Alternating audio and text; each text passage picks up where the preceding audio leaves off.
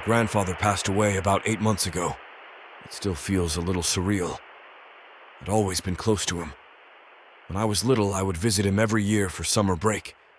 My mom didn't have to find a daycare or sitter while school was out, and I got to go swimming and fishing in the lake behind his house. Win-win. Each summer, he would have new activities planned. Sometimes we would try new fishing techniques. Other years, we would go hunting for deer in the rolling fields and wooded sections of his land.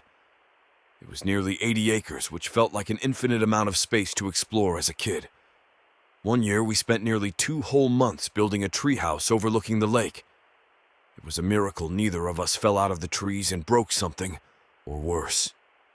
All of my fondest memories happened out there with my grandpa. The last summer I spent with him, he had already started drafting up plans for the next year. We were going to build a deck stretching out onto the lake that you could go fishing right off the side of. Maybe he had finally gotten tired of repairing our rickety old rowboat we always took out. It would be the biggest project we had undertaken by far. It might even take a couple summers to get it done. I was so excited my parents had to practically drag me back home. But the deck never got built. That winter, my grandpa started having some issues. He would call my mom in the middle of the night ranting and raving about things that didn't make any sense. Most of the time, she could get him to calm down. One time it got so bad she had to drive all the way out to his house, nearly 2 hours, in the middle of the night and stay with him for a few days. I could see it was tough on her. Unfortunately, he only got worse over time. His neighbors found him wandering around in the woods in his pajamas more than once, unable to find his way back home. By the next spring, it was clear he couldn't live on his own anymore. Against his protests, my mom moved him into an assisted care facility only a few minutes away from us. I went with her to visit a couple times every week. For a while, he was happy to see us. Then he was just confused. Eventually, he didn't respond much at all. Everything happened so fast. One day we were hanging out, fishing, and listening to old Hank Williams songs. The next day, he was nothing but a shell. He lived in that care facility for about 5 years. It was longer than the doctors had initially estimated. Near the end, I wasn't sure if that was a blessing or a curse. He passed just a few days before his 70th birthday. We had the funeral reception out at his house. My mom and I had to do some cleaning and repairs beforehand. After sitting mostly untouched for 5 years, it was still in pretty decent shape, all things considered. The ceremony and reception were both small, but nice. After the reception, I went and stood out by the lake by myself for a while. It was only maybe a couple 100 feet across, but it seemed so much bigger when I was just a kid. I got quite the surprise a couple days later. At the reading of my grandpa's will, we found out he had left the house and land to me. He had written it only a few months before my last summer with him.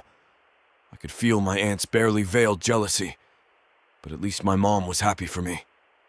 She offered to help me fix up the few remaining things we hadn't gotten to before the reception.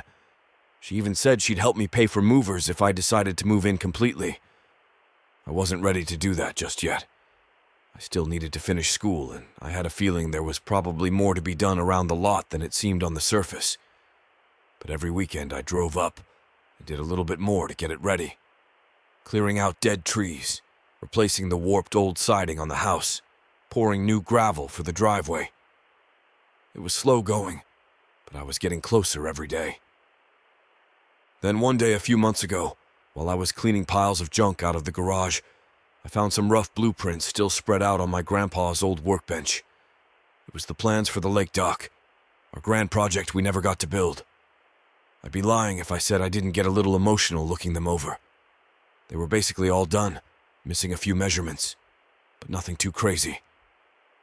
So I decided right then and there, I was going to build the deck. I would finish this one last summer project. I went and bought most of the lumber and hardware the following week. I also bought a water depth gauge so I could get the last measurements I needed, the height for the posts at the end, which would go down into the lake. If it was more than 15 feet or so, I would probably just get some anchors and let it float. But the original plans called for posts, so I figured I would stick to it if I could. The next weekend, I was back out at the house. I borrowed a friend's pickup to haul most everything out in one trip. I also brought some food, water, and other essentials. It would make building a lot easier if I just stayed out at the house for a few days without having to drive back and forth to town. Enough of my grandpa's furniture was still there to make shorter stays comfortable enough. And the first thing I did was go out to get the depth measurements I needed. I dragged the old rowboat to the overgrown grassy shore of the lake, praying the whole time that it would stay afloat at least long enough for me to get the reading. The meter I got seemed simple enough. It looked like a flashlight. You're supposed to stick it in at the surface of the water, and it uses a laser to tell how far it is to the bottom. The wonders of modern technology. Lucky for me, the boat still floated and didn't even seem to have any major leaks. I hopped aboard and paddled out about 30 feet to where the end of the dock would be. I uncapped the depth meter, stuck it in, flipped the switch, and nothing. The display on the side just kept flashing, reading, for what seemed like an unusual length of time. After a minute or so, the message changed to error, and it turned back off. I tried a few more times, but the result was the same. The wonders of modern technology. And so, I headed back to the hardware store. Luckily, there was a smaller one closer to the house, so I didn't have to go all the way back into town. I bought another water depth meter. This one was more old school, just a weight on the end of a line that you could spool out. Once it hit the bottom, you could just read the numbers on the line. Basically just a tape measure with a hunk of metal at the end. Probably what I should have gotten in the first place. I got back to the house and rowed out onto the lake once more. I tossed the weight into the water and let it start to sink. But it didn't stop. The line kept going, unspooling more and more, almost seeming to pick up speed. 15 feet, 30 feet, 50 feet. I couldn't believe what I was seeing. It eventually stopped at 100 feet, not because it had hit anything, but because that was as far as my meter line went. That couldn't possibly be right. Sure, I had never touched the bottom as a kid, but it couldn't be that deep, could it? I spent a few minutes reeling it back in and tried again, thinking somehow it would be different. But sure enough, it only stopped when there was no line left to give it. I just stood there scratching my head for a bit, unsure on where to even go from here. Should I get a longer line? Even if I did hit the bottom, it wasn't like I could use posts for the dock now. As I thought on it, the depth meter slipped from my hands and fell off the side of the boat. It immediately disappeared from the surface, dragged down by the weight on the other end. Well, there goes a waste of $30, I thought to myself. I sat back on the boat for a while doing some quick searches on my phone. After 15 minutes or so, the boat suddenly lurched. I steadied myself, almost losing my lone paddle over the side as well.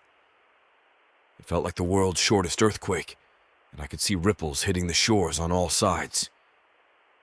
Before I could even guess at what it was, a loud splash erupted beside me and showered me in murky lake water. Something flew out from the water, straight up in the air so fast I barely saw it. I shielded my head as it fell back down, landing hard with a resounding thunk between my legs. I cracked one eye open after a few moments. I thought the boat was still moving, but I quickly realized it was just my own trembling. There in the bottom of the boat was the metal weight from the end of my depth meter, still attached to a few feet of line. The line looked like it had been torn off, and what was left was frayed and mangled. I rowed back to shore faster than I had ever rowed before. As I did, I could have sworn the surface of the lake started to swirl and pull back from the edges. I paddled harder. As I reached the grass, I crawled from the boat and took a few minutes to catch my breath. Looking back from the safety of firm ground, all I saw was a once again calm lake, the sun starting to set in the distance and glinting off the glass-like surface. I was bewildered and shaken up in equal measure. What the hell was that? I went inside and dried off the best I could. I changed into my pajamas and sat by the back door, staring out at the lake. Part of me just wanted to hop in the truck and leave, but I couldn't. All I could do was watch the surface, waiting for something else to happen. Every time a dragonfly would land on the lake or a toad would hop out, I nearly jumped out of my skin. The reasonable thoughts of doubt started to creep into my mind. Maybe I had just imagined it. Maybe there was a very rational and mundane explanation for all of this. Every time these thoughts came back, I looked at the remains of the depth line on the kitchen counter, and then I looked back out to the lake. After a few hours, I felt my eyelids start to grow heavy. I fought valiantly, but I soon lost the battle to my weariness. I had vivid dreams, the kind that you can't remember, not that you'd want to, the kind that leaves you in a cold sweat in the middle of the night. Sure enough, I woke in a gasp, nearly falling out of the dining room chair I had commandeered for my lookout. As I steadied my breathing and regained my senses, I looked back to the lake almost immediately. Nothing. Just the moonlight on a calm little patch of water. Once again, I started to question what had happened earlier. Maybe it had just been some large, deep-water crocodile or something. Were those a thing? I looked back at the broken depth meter again, as if it held some sort of secrets that would answer everything for me. It didn't, but as I looked it over once more, the light from outside grew brighter. It was subtle at first, like the moon moving out from behind a cloud, but it kept growing brighter still. As I looked back outside, I saw its source. The lake had begun to glow with an ethereal blue-green light. Ripples had appeared on its surface, starting in the center and moving outward. At first, they only came every minute or so, but they got faster as the lake grew brighter. In my ears, I started to hear a low hum and an uncomfortable pressure, like descending in an airplane. I tried to run, to grab the car keys and leave, but my legs refused to budge. The lake began to rise unnaturally, like some sort of huge bubble was pushing its way upward, creating a dome of swirling water and pulsing light. It rose up and up until it was taller than the house and all the trees surrounding it.